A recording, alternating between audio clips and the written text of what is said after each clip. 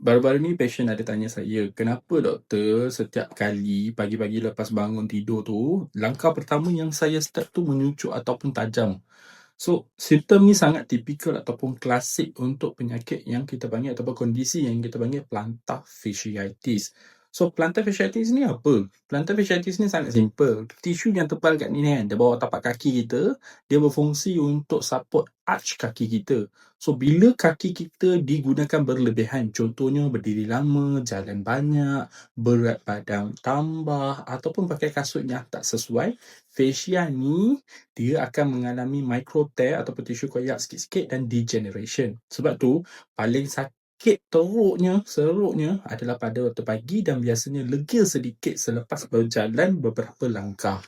So, antara risiko utama dia adalah berdiri lama, kasut flat ataupun keras, berat badan berlebihan dan juga otot betis yang ketat ataupun tight calf muscle.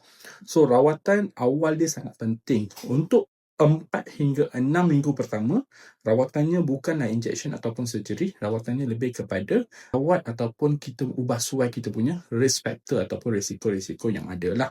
Contoh, elakkan berjalan dengan kaki ayam, pakai kasut yang ada arch support ataupun insole yang sesuai, buat calf stretch ataupun plantar fascia stretch setiap hari. Ini sangat penting tau, bukan option, kena buat. Okay, nanti saya buat video, separate video for that lah.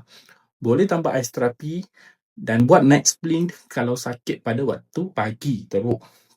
Dengan rawatan yang betul, kebanyakan pesakit saya pernah improve dia punya simptom daripada 4 hingga 6 minggu.